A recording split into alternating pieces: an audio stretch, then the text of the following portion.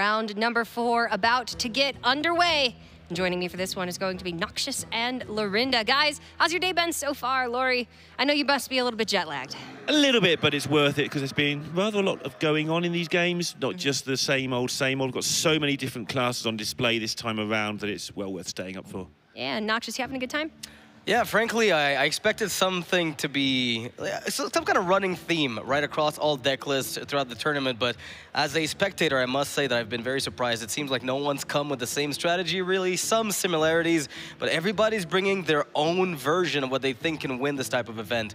So the metagame is very much all over the place at the moment, and that's, as a viewer, I think something that's rather exciting. It's very diverse today, for sure. I think the only thing we haven't seen is probably Hunter, which, you know, poor Rexar, he's taken a leave of absence for now, but that's okay. We've still seen some really interesting alternate versions of Priest from just Highlander. We've seen Big Priest, we've seen Big Druid, we've seen Mage, 2 kinds of Mage actually, thanks to Tars, which, you know, he always wants to, he's a crowd pleaser. He never lets us down when it comes to his crazy decks. But our next one is going to be featuring one of the best players in Canada, Cydonia versus Bieberfever.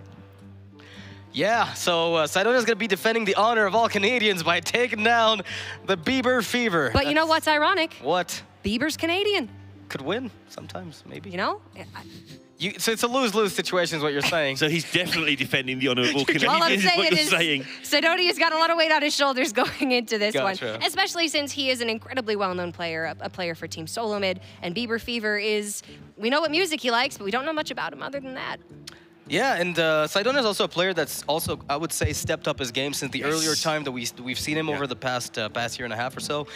As a player, he's evolved a lot, but also as a content creator, he's been streaming a lot more. So his presence has sort of grown over time, and it's nice to see that he still makes it to these events. You know, while at this point he's kind of established himself, getting a DreamHack win would be something huge for him. He has put in some very, very long stream days recently. Every time I feel like I bring up Twitch, he is live.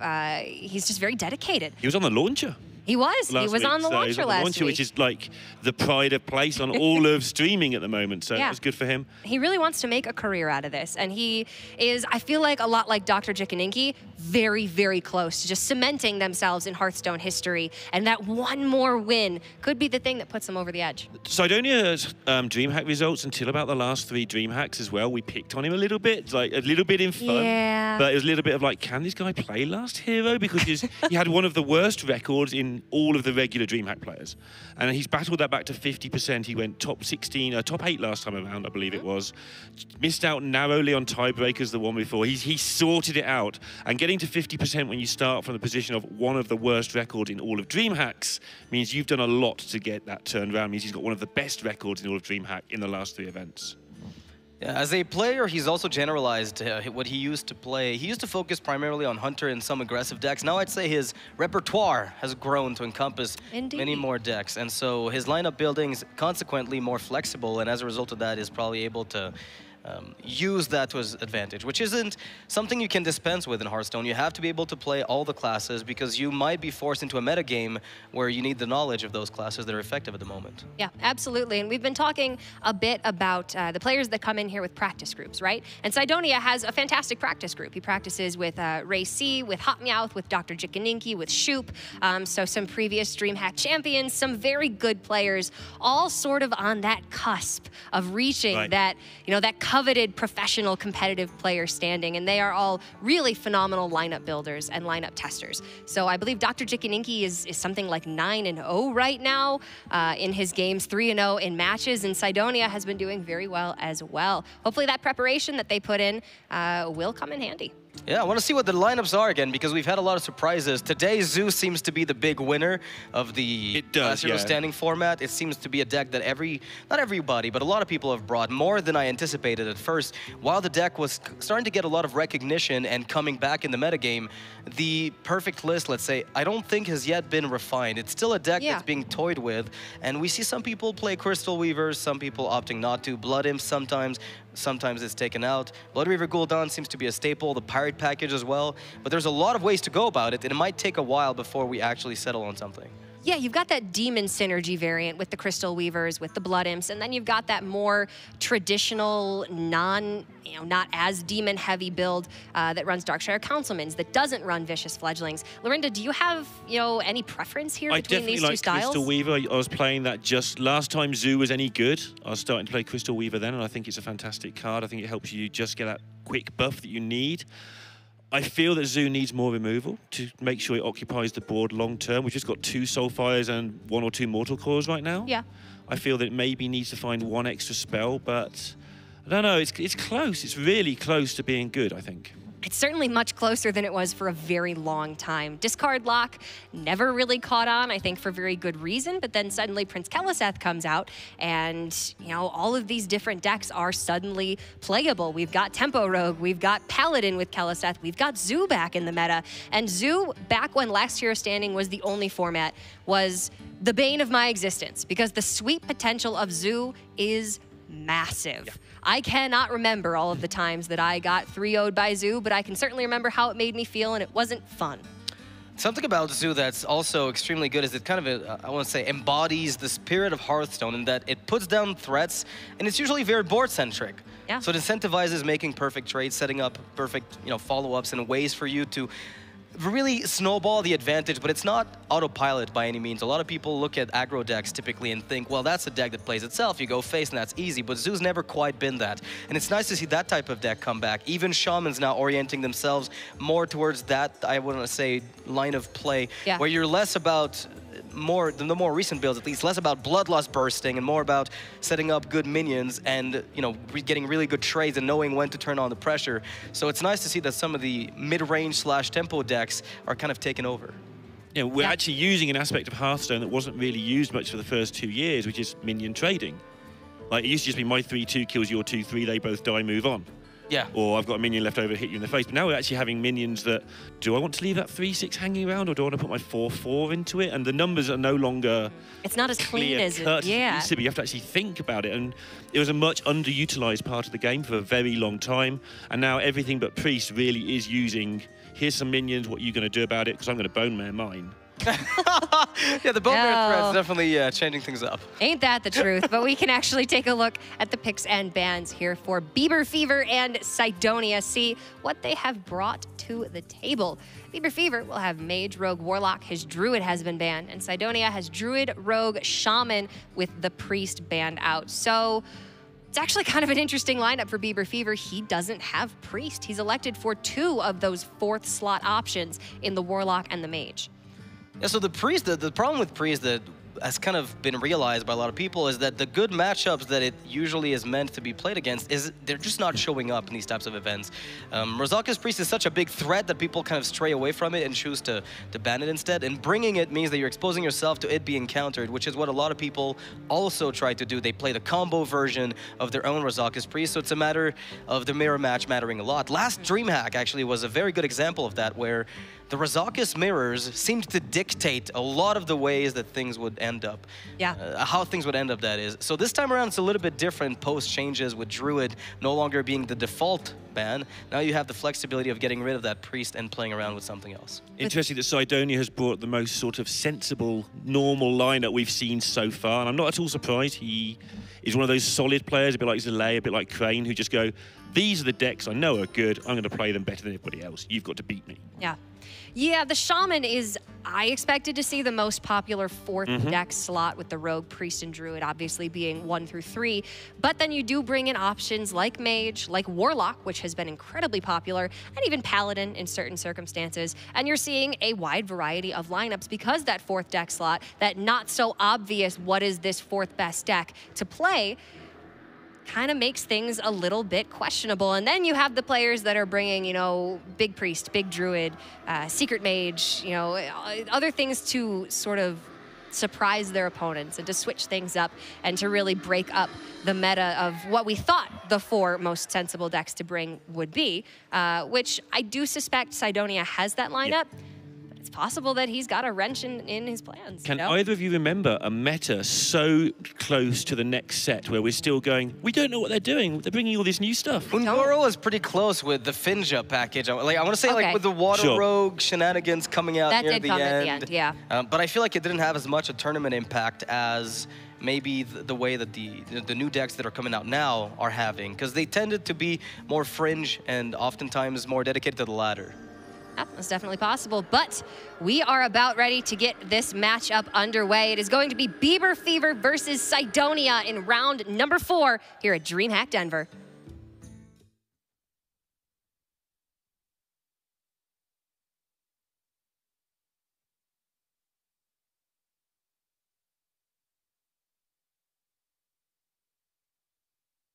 All right, we're onwards to the next match. Bieberfever versus Cydonia. I noticed Bieberfever was wearing an American flag cap, so we can safely say that he is no longer representing Canada.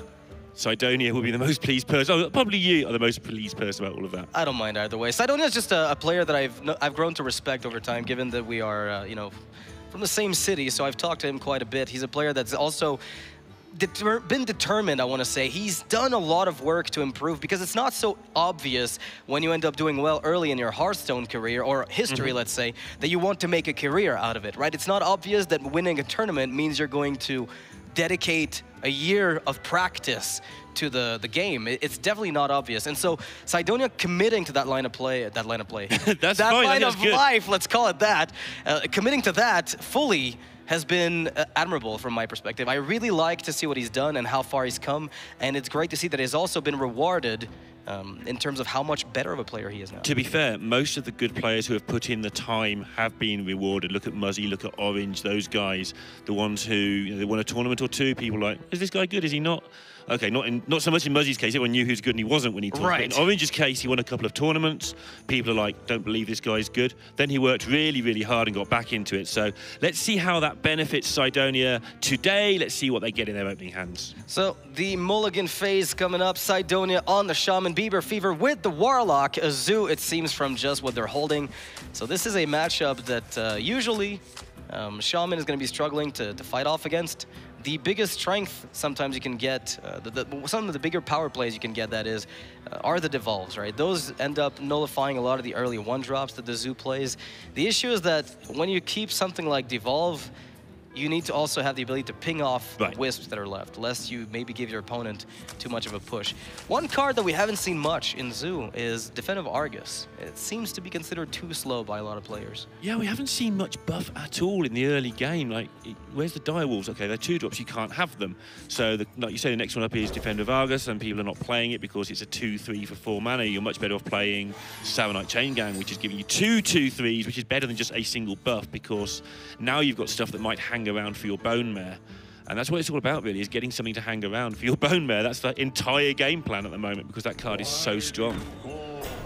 Yes, Cydonia opted to mull away the Devolve, not considering that it was going to be necessary here. Now, the Devolve is oftentimes good when you combine it with something else. In this case, he didn't really have the hand texture in his mind when you're on the coin to really use it to its full potential. When you're first player, it's easy to capitalize on that tempo, because you put the first minions down, Devolve makes 1/1, fine, I get to dictate the trades.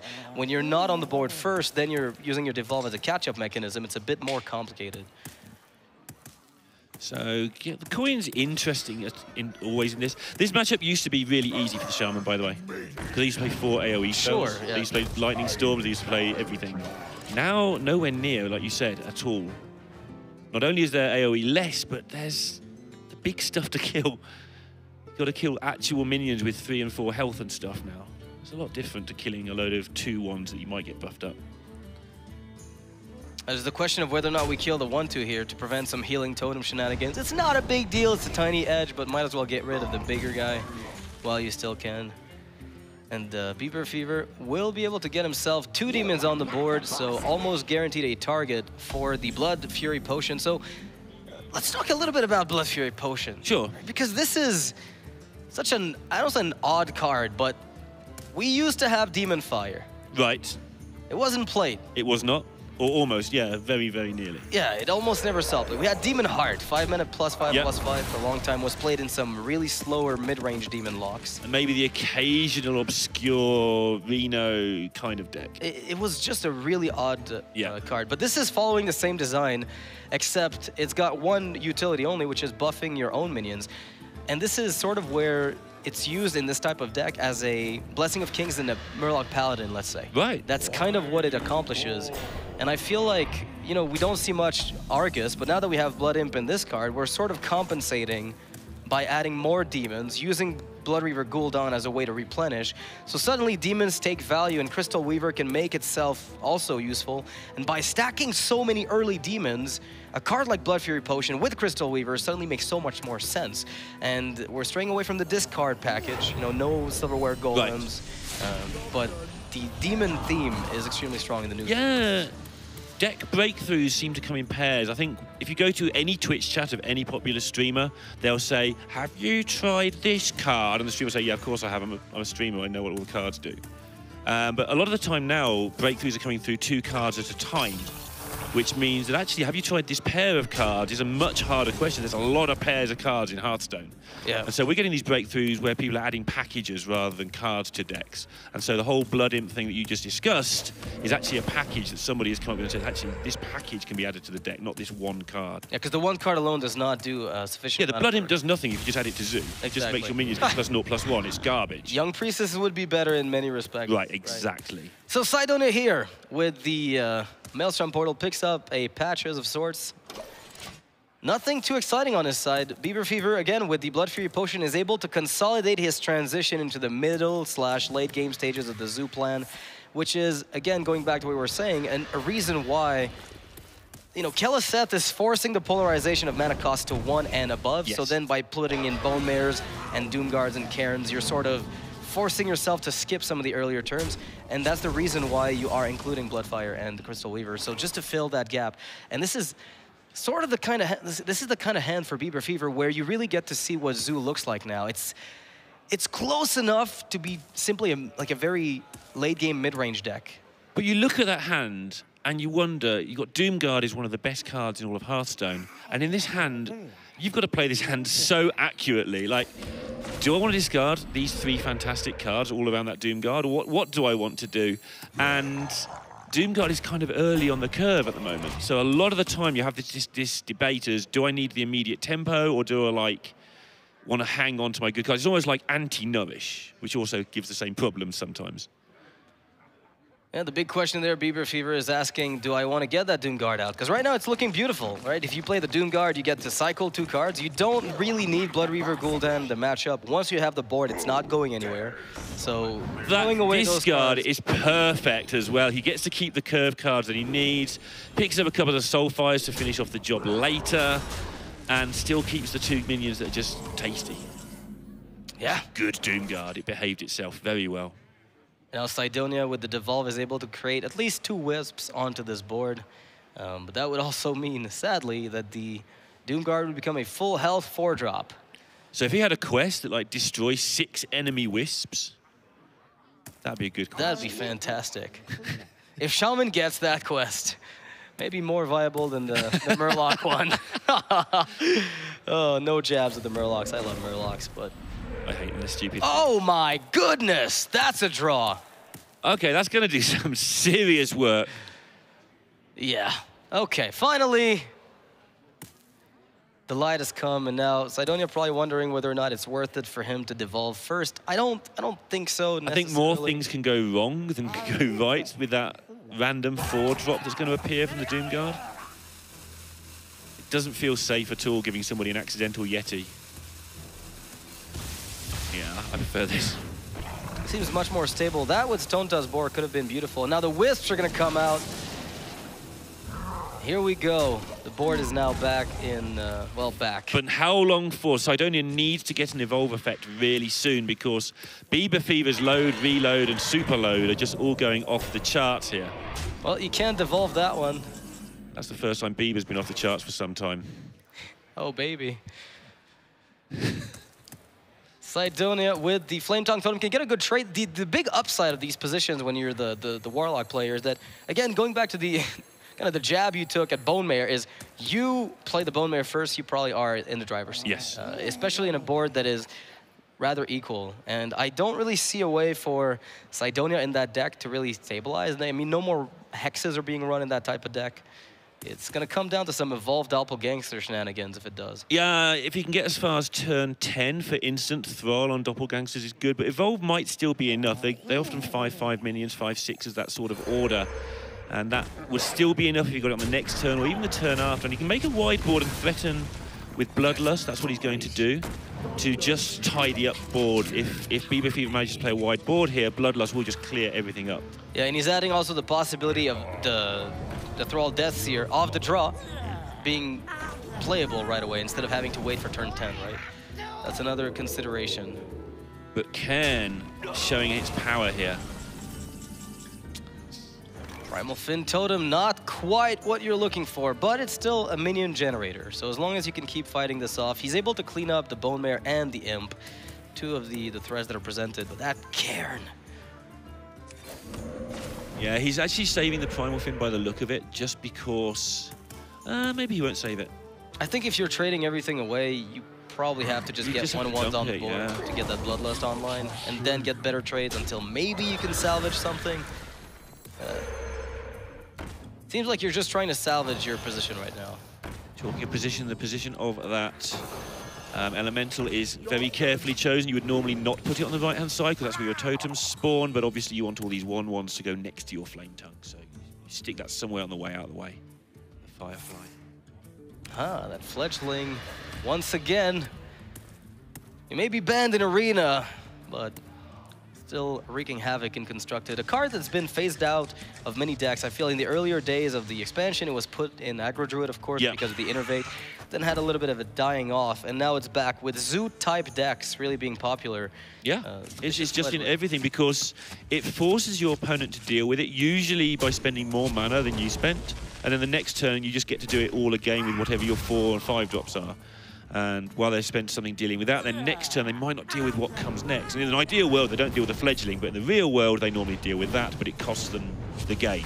As you can see here, Cydonia can deal with it next turn with Bloodlust, but it's going to cost him the game if he does. Well, Bloodlust is really powerful here for Cydonia, even though it doesn't seem that way, but he's able to clean up everything but Cairn and still maintain a Doppelgangster evolve potentially. Or and he's held on to 20 on health. He's got time to draw into it. Yeah, he's got about maybe 3 turns of life here. Yeah. And yeah, as long as he doesn't draw absolute garbage, he's got probably 3 turns to hit. One of 3 evolve effects, most likely. He's probably playing Thrall. Yeah. I mean, I'd assume you're playing Thrall in that. Yeah, I assume it, but you don't. People don't always. They try bits and pieces, cut it, because it can become a bit of an issue sometimes. But it's in about 90% of decks now. Only 90. Man. I think it's lower than you think it is. Ew, interesting. I can check the numbers later somewhere somehow. You're the master of stats, so I defer to you. No, on this one I'm just going on anecdotal evidence. And Cydonia not going to take the trades, instead opting to set up the counter kill with his own Bloodlust. Fine. Which is, it seems to me, reasonable. But Given that also tells Bieberfever exactly what's coming. Sure, but can he deal with it?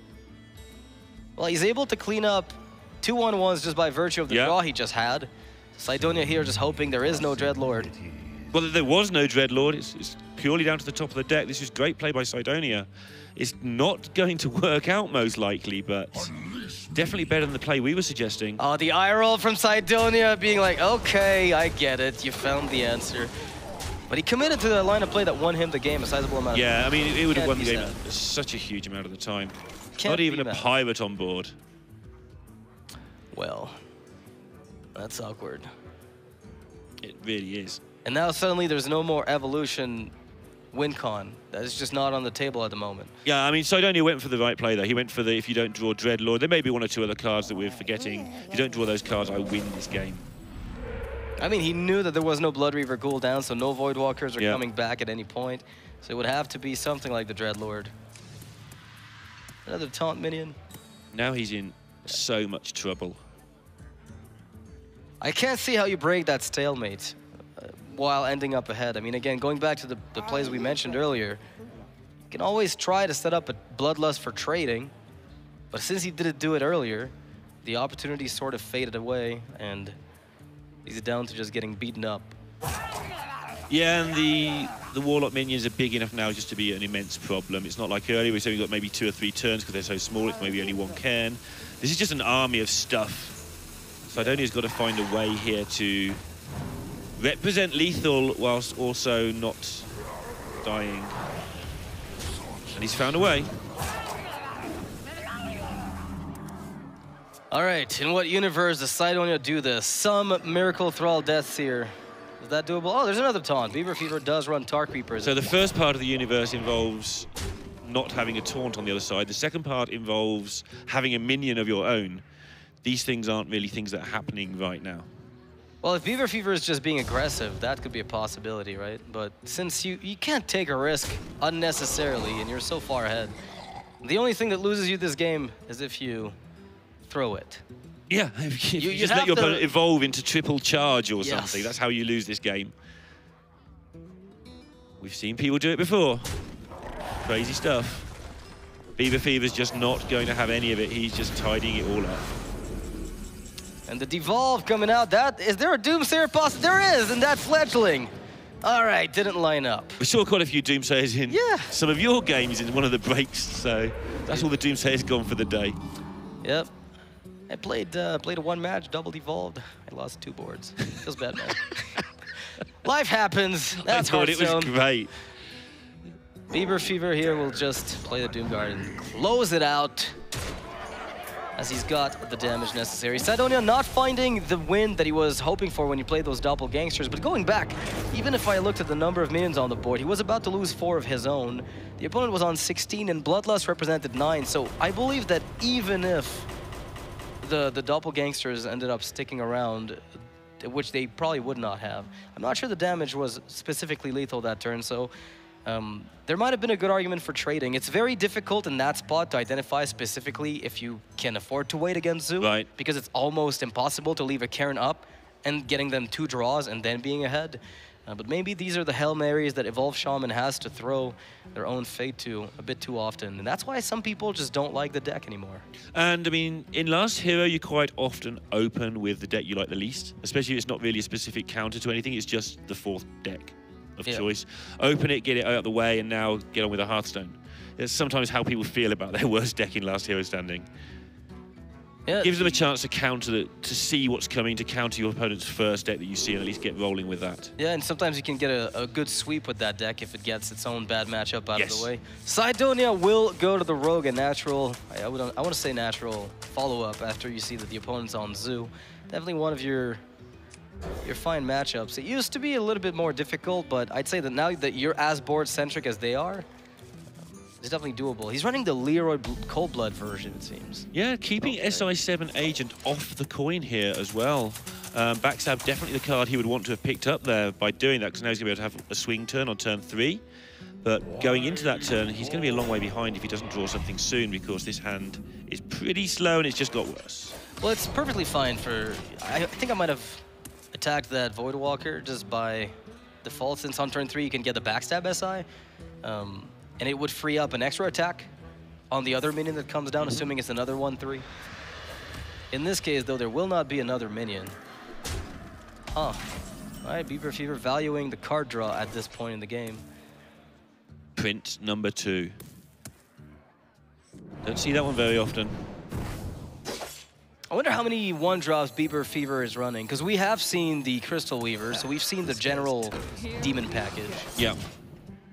Probably in the region of 8, maybe 9. Well, it'll be an odd number because there'll be patches in there, but... Cydonia's line of play, after all, not using the dagger hit. The dagger hit was correct. I really assumed that he would aim for the second dagger hit to go elsewhere, but... Really yeah, because the Zoo doesn't play any 2s. Right, sure. So you kind of have to chill on it. Yeah, so many 1s, though. Prince Valinar. Well, does that mean there's Bittertide Hydras in there? Because I feel like they tend to go hand in hand. I mean, if you've only got 1 2-drop and 1 4-dock in your deck, you better have some 5s and 3s hanging about. That's what I think. Yeah, I mean, I can't imagine they're not in here. We haven't seen Cydonia's entire list as of right now. The lists are not public, so we're still very much under the mystery Yeah, they always treat the casters how they treat the players. So if it's not public for the players, we're not allowed to see them otherwise we'd be suddenly super geniuses, which I'm sure you all think we probably are not. That's a fair estimation of... of perception. Sure. Bieberfever is simply going to opt for the, I want to say softening up of the rogue board, at least forcing a trade. The 4-3 just does not line up well with the Tar Creeper, so that's extremely good presentation of a threat. And the drawback is that if the opponent deals with your board, then they have none of their own, likely. Afterwards, as a rogue deck, it's very rare that they're able to fill in. So one of the worst nightmares you could run into is something absurd like a Shadow Step Vilespine Slayer, then suddenly things are looking bad, or a Backstab Vilespine. So those are sort of the danger cards for Bieberfever. Knows he's extending into them by giving good value to them, but they're not there. So Cydonia's stuck attempting to mount some kind of counterattack. Yeah, and he needs to start planning his Bone Mare turn now as well. He can clear this up and do things with the Firefly, but he may want to keep back the Elemental just to make sure he's got something for turn 6 to make it stick, or he may just dump them down there now and hope that they're still there for turn 7, and then have free up his Leroy trading amongst other things for next turn. Just make sure something, it doesn't need to be much, just need to be a 1-2 on the board going into turn 7, he'll be delighted. Yeah, I would not be surprised if he just tried to get the pings, because again, the big issue with Rogue is once they lose the board against Zoo, they tend not to get it back unless they get those Vilespine Slayers and the combo trigger. At the moment though, when you're stranded on Leroy and Bone Mare, without a board, your hand is nothing. If you don't have the board, you have nothing at all. Bieberfever needs to find a way to make this board work. Things like Mortal Coiling the patches you only have to do as a last resort if your mana's run out. You've got to get these cards on the board or you are going to lose. Okay, that's a fine draw. The problem really again comes back down to, do I have a turn 7 play? Because at the moment it's looking like Prince Keleseth pass. Yeah, I agree. Is fine just to get the Bone Mare online. Yeah. Consider hitting the 2 for your face and re-daggering. It's a lot of damage to take just for 1 damage, but your board is kind of wobbly. Maybe the 1's relevant. That's something he's got to calculate. Well, it seems very relevant to me right now since you're able to hit it again on the following turn and probably expand the last of your 1-attack minions. Yeah. So that seems like it could matter a lot. Is going to opt for the board clear, so he's going to give his opponent the whelps and sacrifice some of his board presence. Yeah, he doesn't lose that much of his presence. He just has a very weak lineup going this way. Here we go. This was something that cleared up last turn by playing both of the 1-drops, meant that the Leroy option was possible. So what this accomplishes really is guaranteeing that when the Bone Mare does come down, it gets a valuable trade instead of getting a 2-4 Voidwalker. But if Bieberfever wants to, he can play the Mortal Coil and the Doom Guard here and make sure there is nothing going into the turn 7. That is a weird play because it would give up the Imp with the Doom Guard, which obviously you want to cycle, but it would have been a little bit of protection against what is coming next. Well, there will be at least 1 minion left for Cydonia at the end of this, so the Bone Mare will find a home. Yeah, no trades. I mean, when you can push 10 from 28 and set up a near lethal, you might as well go for it. The fact that Blood Reaver Gul'dan's also there for Bieberfever guarantees a refill later on, which is also extremely impactful.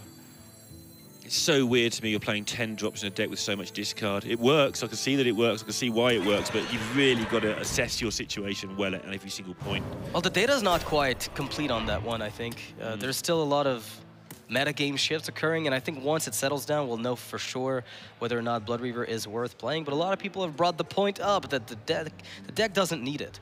It just doesn't. It doesn't need it in this matchup, but it needs it in some matchups. It needs it in some of the more extended matchups. Maybe some of the matchups we don't see, but we might see them if people weren't playing Blood Reaver. Right. You never quite know how you're going to affect the ecosystem when you tweak small things.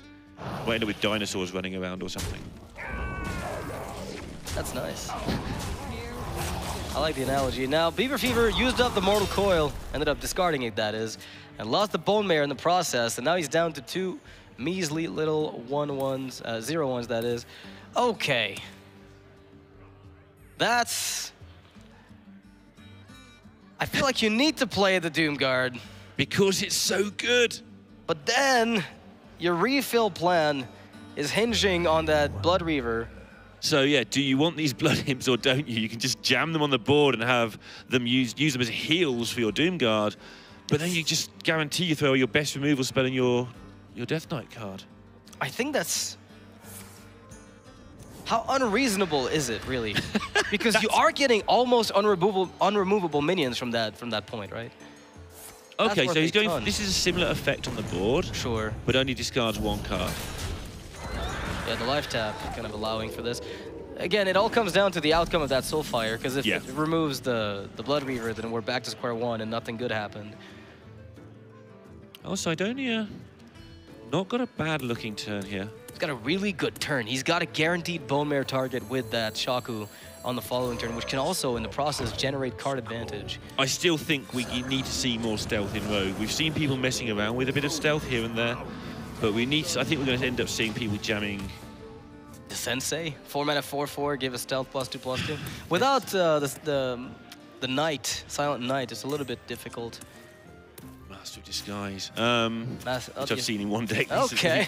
No, there must be something. There's the 5/5 as well. Oh yeah, the 5/5 for 5 that ends up re-stealthing itself when it does. There's things, and I think we may end up. If people are going to insist on playing 2 Bone Mares, and I don't see why you wouldn't play 2 Bone Mares because it's so crazy. I feel we end up with people playing a little bit more stealth in Rogue.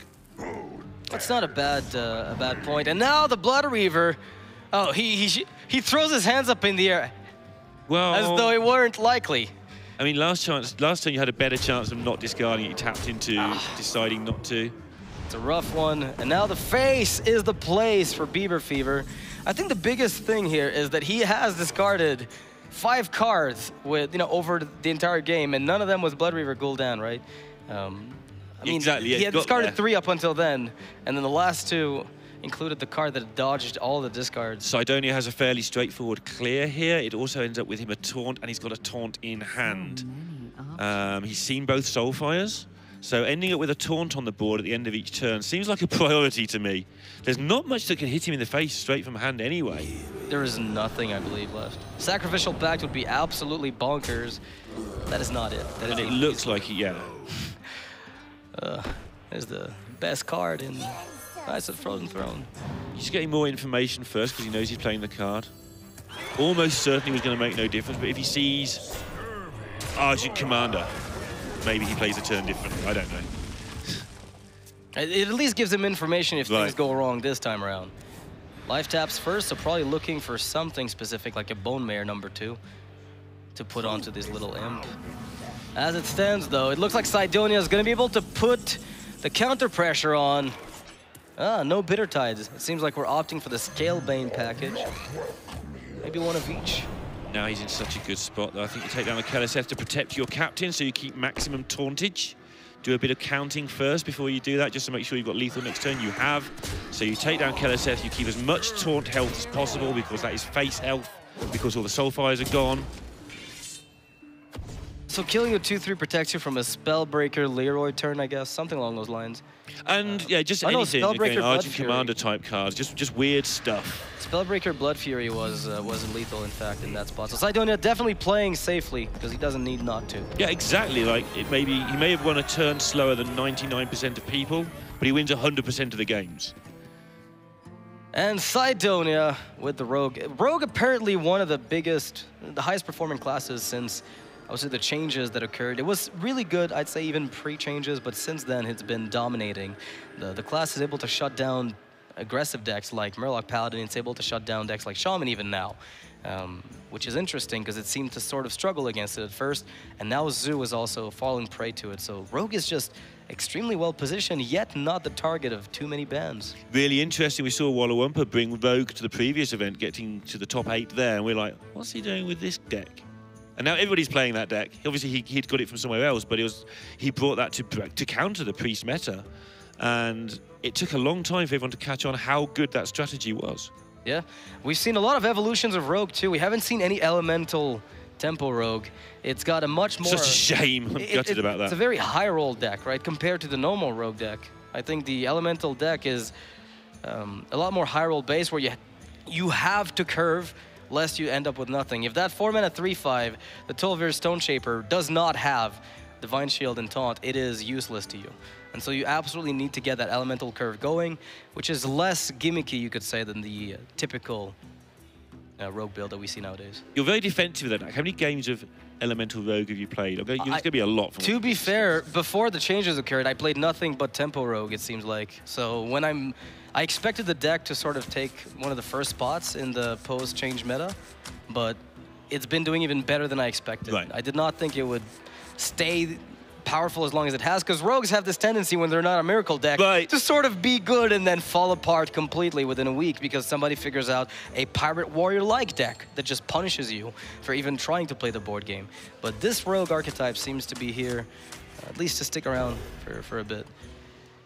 Yeah, a lot of the decks are weirdly similar at the moment across the different classes, but Rogue is the best equipped to deal with it because when it doesn't have Keleseth, its hero power is the best in terms of board control. This is going to be the stealth Tempo Rogue. I wish it were. So I wonder if there's ever a world where Bieberfever has the the sensei in his deck baseline and can use this, what's the name, Shadow Rager? To any good extent. You're good with the names. You always were good at the that stuff. The trivia. The trivia. The irrelevance. All right, that Edwin though. That Edwin though. You want it now, right? Before your opponent has a chance to get Vile Spine. Just start delivering heavy sixes repeatedly to your face. I'd say so. I mean, it doesn't get better than an early Edwin. And the alternative is a dagger play or a coin SI, both of which sort of lead you to the same exact spot. The only argument in favor of not getting Edwin would be that you want to keep the coin for the turn 4 Vilespine Slayer. Right. But rogues are not notorious for their, power plays on turn 4, so you're often going to be keeping it for a longer time. And you know what kills something well on turn 4? A 6/6. Yes. It kills most things on turn 4 for you, except for 5/1 stealth minions. Yeah, the Tar Creeper is really fortunate there for Bieber, for Cydonia, that is able to protect the Edwin. Otherwise, he was going to lose it just to the Rager, which is a funny thought. Yeah, it's a couple of fortuitous cards on both sides here. Nod from Bieberfever there, acknowledging, well, I got lucky and you got your turn. This is fair, I guess. Well, Bieberfever could still get himself a Swashbuckler with a sap, let's say. There are still outcomes there that put him in a good spot, but it is no longer the the Shadow Rager's time to shine. Not right now. I mean, it's not going to do a bad job. It's not easy to get through a Tar Creeper anyway, so trading 3 mana for 3 mana feels bad, man, when you've got a 5/1 that looked like it could kill Edwin, but actually, it's done a pretty good job. And what he needs to do is work out how he wants to use this Vile Spine. Does he want to just use it to take out Edwin, or is that too slow? That means he's got to decide what to do with his activators.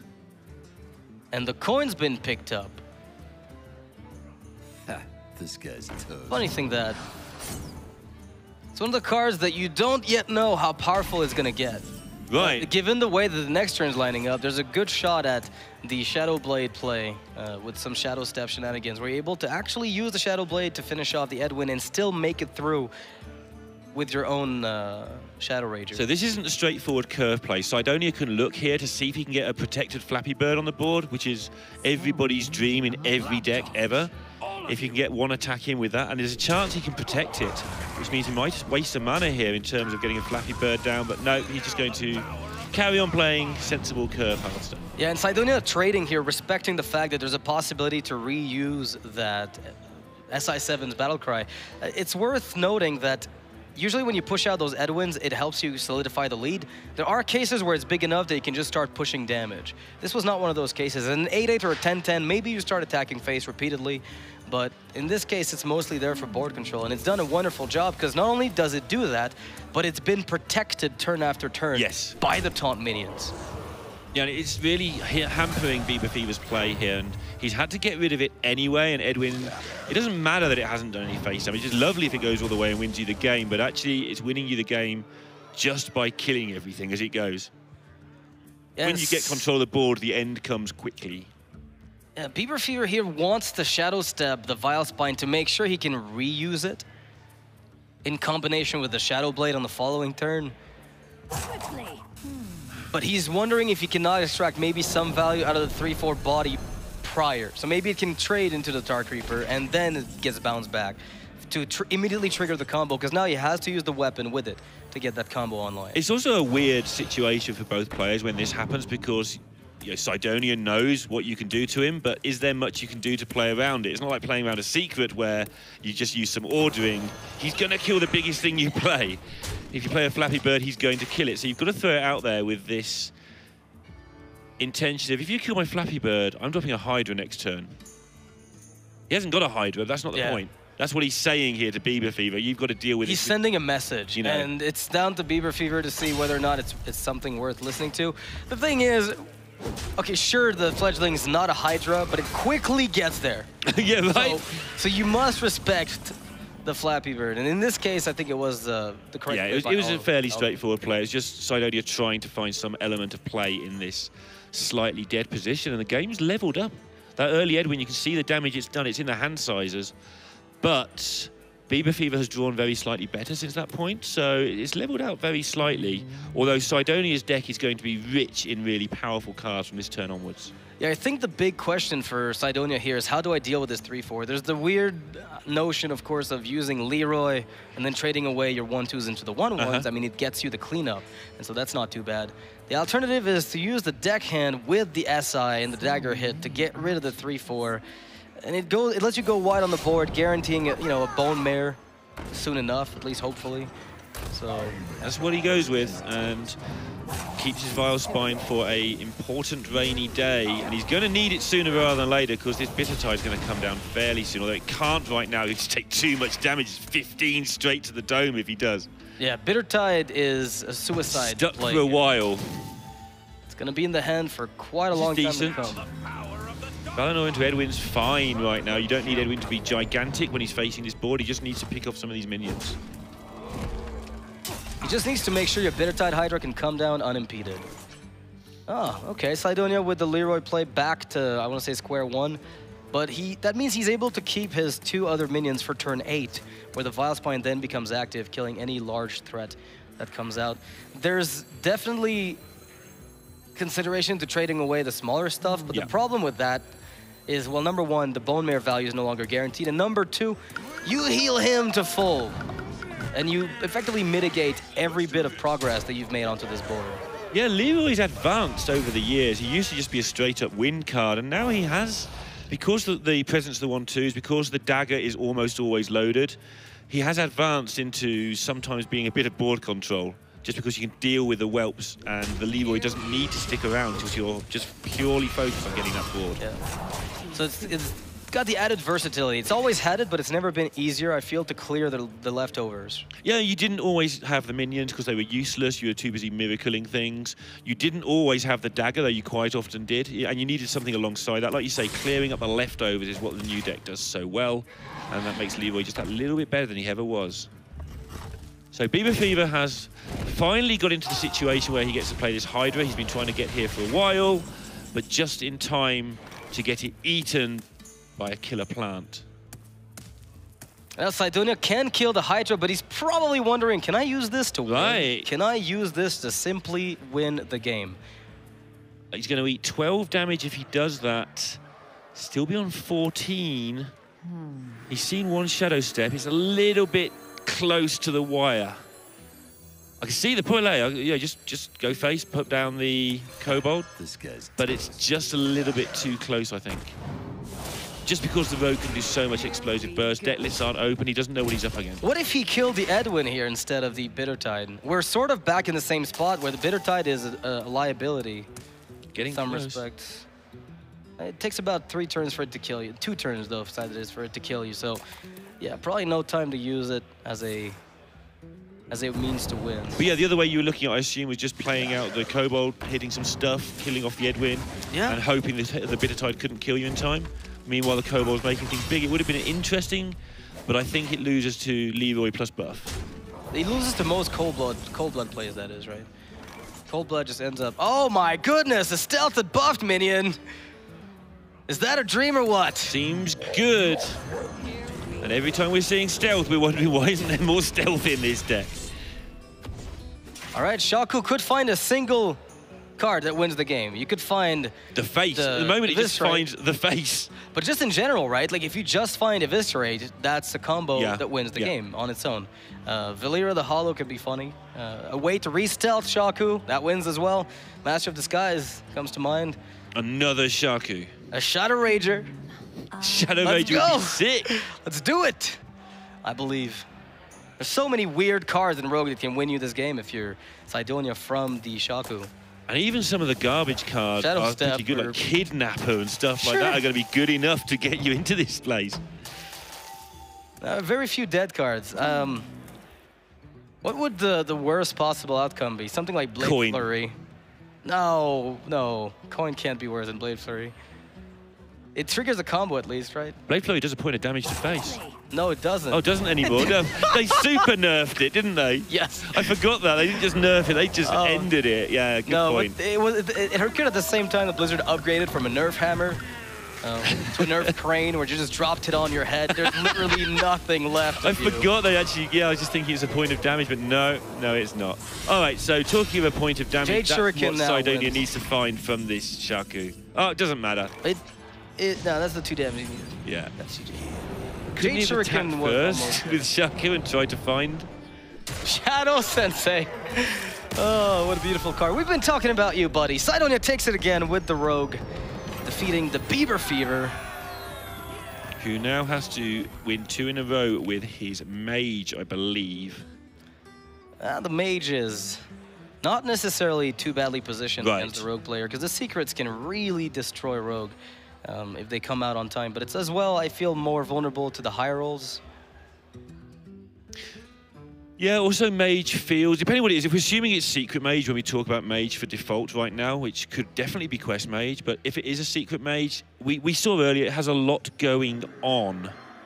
It seems to have a fairly good combination of draws, but if it gets those good combination of draws, it's almost unbeatable. Yeah, the thing with Secret Mage is it's got the same potential as the old Tempo Mages, with the Flamewaker packages that we remember, but it's also extremely weak to its own draw, right? It tends to defeat itself because it's so reliant on getting Kirin Tor on 3 with a secret, with a very effective one. The players are taking a quick break, so we'll be back as soon as they're done.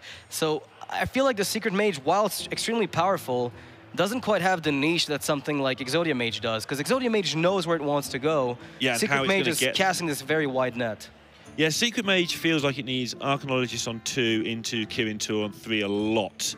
Obviously with some combination of Mana Worms and Frostbolts thrown in there. It's got 2 or 3 really good draws, but it needs to get one of those, and sometimes it just draws loads of good cards that don't really do anything. Yeah, and I wonder too whether or not he did bring Secret Mage. It seems to be a trend where most people are bringing a mix of tempo decks rather than combo decks now. So instead of going for the control route, which tended to be extremely popular in the earlier days of the expansion, now that we're nearing the end and that tempo decks are taking over, Secret Mage is coming back. And it's also preying on those control decks that tend to play a very greedy game. And I really like the way that it's also evolved in itself. Now we see Bone Mares in those tempo mages. We saw Chalky with a Lich King in the tempo mage. So it's going all the way to the 8-mana slot with minions instead of just maybe sprinkling Medivh with We've seen Yogg in 2 mages and 1 druid today. Yogg seems to be hanging around like a... I don't even want to say anything else. Yeah, he's just hanging around like some sort of cowpat or something. But the thing is, that's the right type of metagame, because people have boards. And so now that people have minions, maybe Yogg can wreak havoc on them. But if it's control decks, it's kind of hard to get a win out of Yogg Saron randomly, especially when it kills himself very, very frequently. Now, if it can clear up the board, then that's great. If it can at least mitigate some of the damage that's coming in, that's great. So Yogg Saron has come back as a result of very board-centric strategies also making their way back in, which just goes to show that despite the change to Yogg, which made him, of course, a lot weaker since he interrupts himself, the power of the card is still there. It's lurking. Yes. It's right around the corner. Yeah, it definitely could happen again, that thing that happened before. I think it's interesting that the lineups seem to be, they almost look like Conquest lineups at the moment, where you pick 3 decks that are similar. Sure. Last Hero traditionally, you bring something a bit unusual, which acts as your counter deck. The downside at the moment, if you bring that, it's probably weak to a lot of other stuff, and you're more susceptible to the counter than you gain from being able to counter. And so everybody's sort of converging on this 3 tempo deck thing at the moment. Yeah, I mean, that's... give or take a priest or 2. There's a few nuances, but you're correct. It's definitely more on the tempo side. The thing about those types of decks too is that they tend to operate extremely well when they're matched up against a variety of 45 to 55 win rate decks. It's no longer some hard countering strategy that you can use that you can sometimes try to come up with when you're in the last hero standing. It's a little bit difficult, but when you've got the more general decks with tempo, it seems to work better in unexpected metagames. And I'm not sure whether or not today is an unexpected metagame, but based on the differences in lineups across the field, it certainly seems like no one's figured it out. This is absolutely insane. I'm just looking at my notes, and it's normally just goes class 1, class 2, class 3, brackets, class 4 banned. And today is just it's all over the place. We don't know a thing.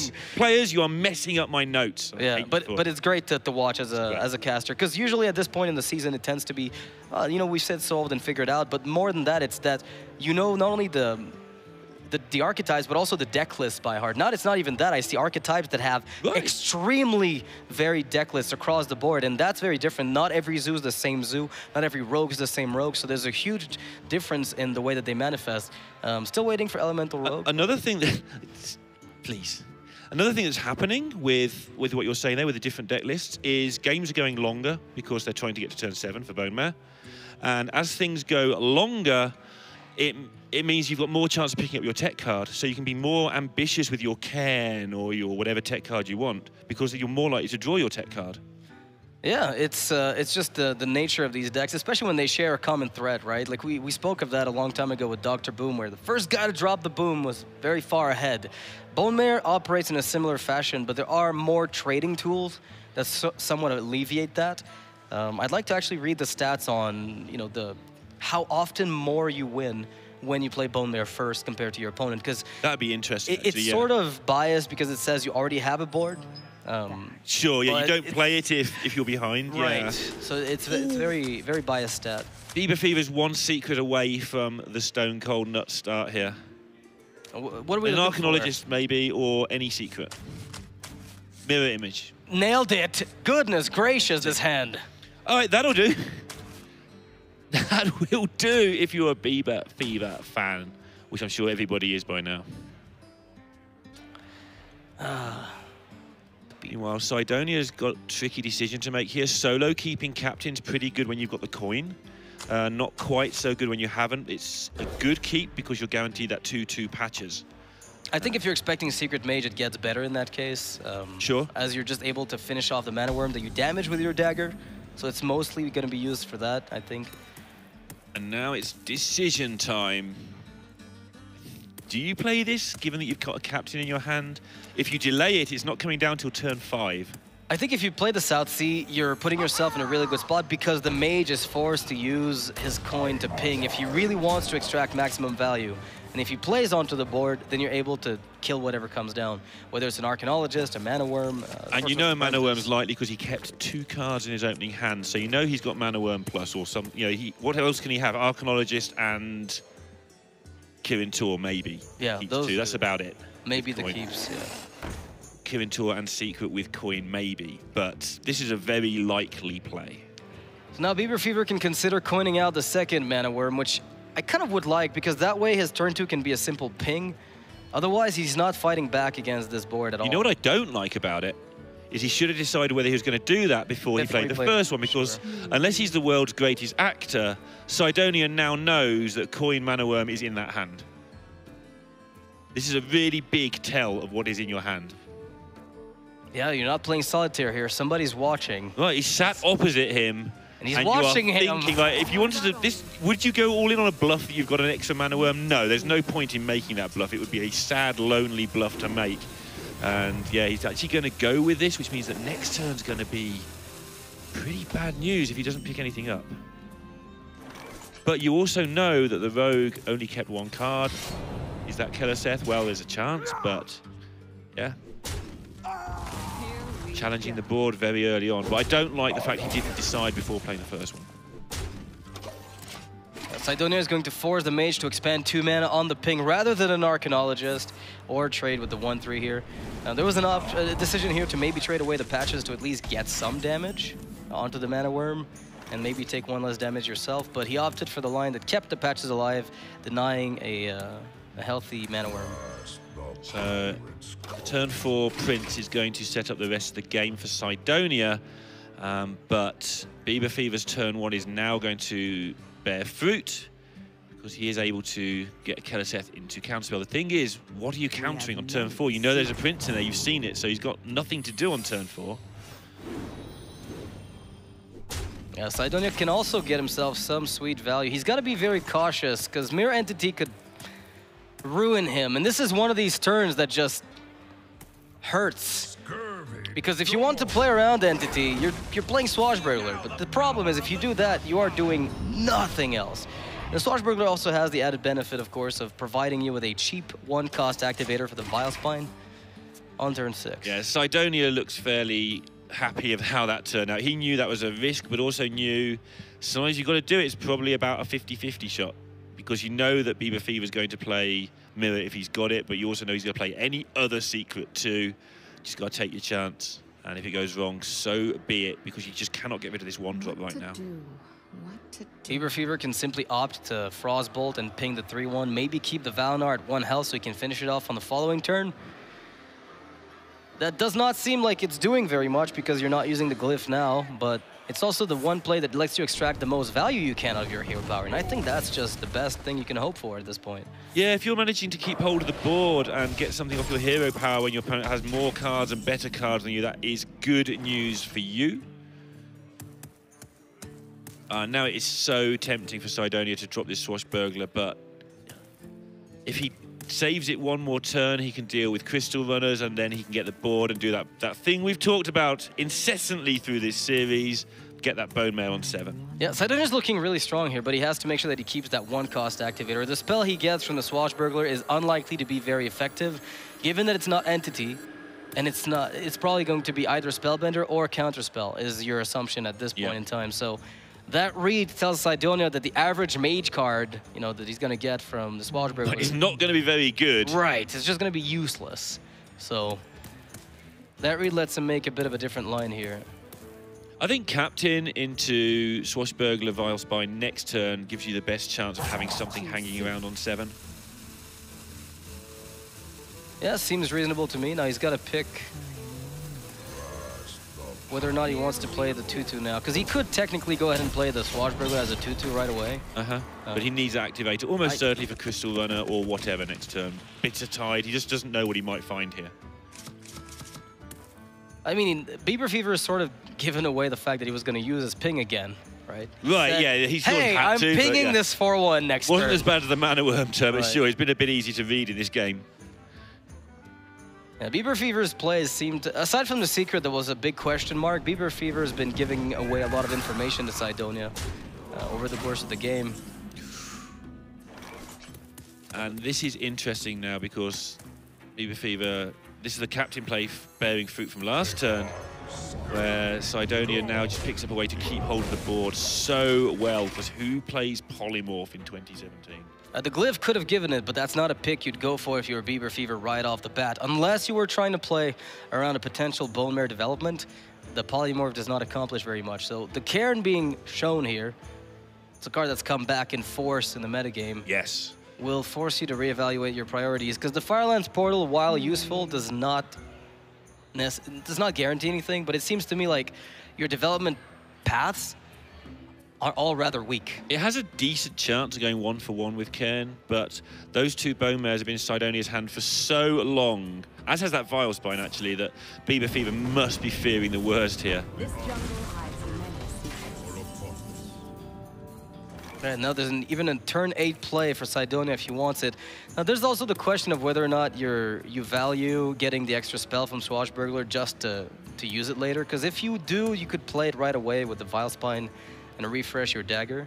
But Bone Mare just seems, especially Bone Mare into Bone Mare, you know, like it's hard to say no. I'm trying to think of a good reason for defaulting to put the Bone Mare on the right. Just because most people put it on the left, that's all. I don't think there's a default. I can't think of a good reason either way in Rogue why it would matter. It's just unusual to see it on the right. Meteor positioning, maybe against mages. Maybe works out late that you stick something. I think it's mostly just a force of habit thing. Uh-huh. Jam it on the right because you're used to jamming it on the right. But you normally jam things on the left because of Shaman. That's Yeah. why it's weird to jam on the right. Only an observation. Just curious if there's a proper reason. But back in the game, That's a good point, my dear Watson.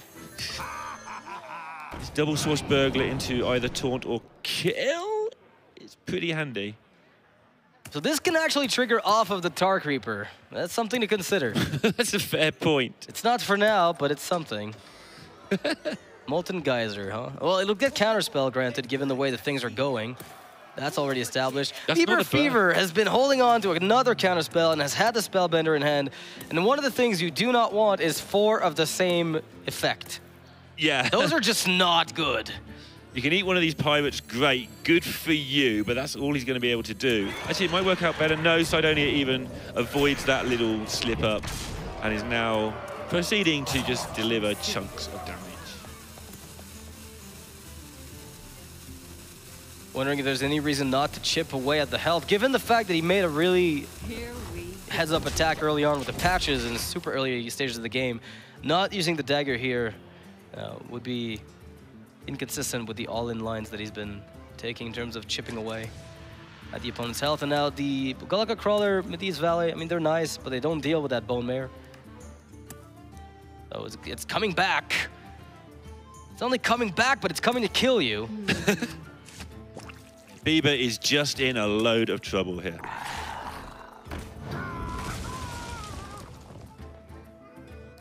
He's gonna have to hope that Cydonia falls into some kind of trap.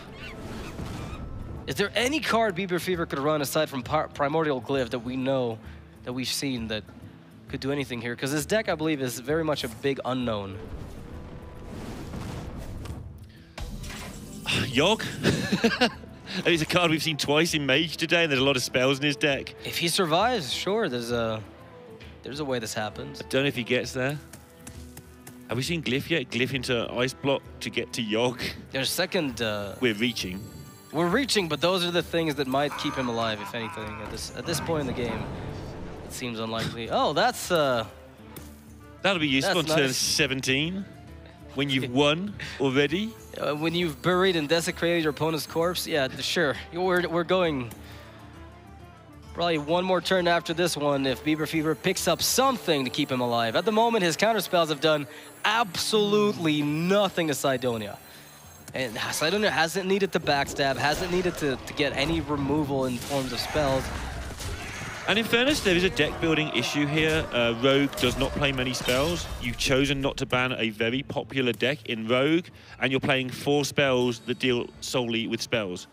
This is partially his fault. He's definitely teching the Secret Mage to beat spell-heavy decks. Rogue just happens not to be as spell-dependent as it used to be. Almost not at all. There's backstab and... Shadow, you've got Shadow Step. Yeah. And yeah, we're It's Cold Blood, got some maybe? spells, but they tend to be used before turn 3 anyway, those particular spells. So, not a fan, personally. But it's easy to say not a fan when you're watching somebody losing. I'm sure if I was watching the games where he was winning, I'd think a little bit different. Cydonia now going to check for the secret, maybe, with the Molten Geyser. Oh, he's going to play around the Ice Block, of course. And we'll realize it is not Ice Block, and Cydonia will take it. 3-1 against Bieberfever. So while Bieberfever was off to a good start, not enough to take that Rogue deck out, which seems to be a very big trend. Rogue is sweeping people. Cydonia is 4-0. Definitely getting rid of, well, definitely has got rid, I said at the start, of that DreamHack curse, but now starting to really motor now the curse is gone. Could go for his second top 16 in a row, which is pretty good going, you might say. Yeah, we shared a flight coming in, and we were talking about his preparation, and he said that he's been feeling very confident about his understanding of the current metagame. Good. And the deck that he's brought. So I think this is, you know, we talked about his lineup, like this is the standard quote-unquote power 4 that he seems to have brought. But oddly enough, most players have not brought that power 4. Yeah, even the players we saw earlier, Muzzy and Chucky and Amnesiac, even they haven't stuck solely to the power decks. Cydonia, though, like I said before, I liken him to Crane. Those sort of players are very steady players, Zalay, who just take the best decks and play them the best. And that seems to be a good strategy. It's a strategy that's tried and tested across Hearthstone for 3 or 4 years now. And I think some of these players will just keep doing that, and good. Yeah, I'm not surprised Cydonia is finally picking up kind of a niche. I mean, this is the type of metagame, too, where Cydonia shines, where the decks are primarily...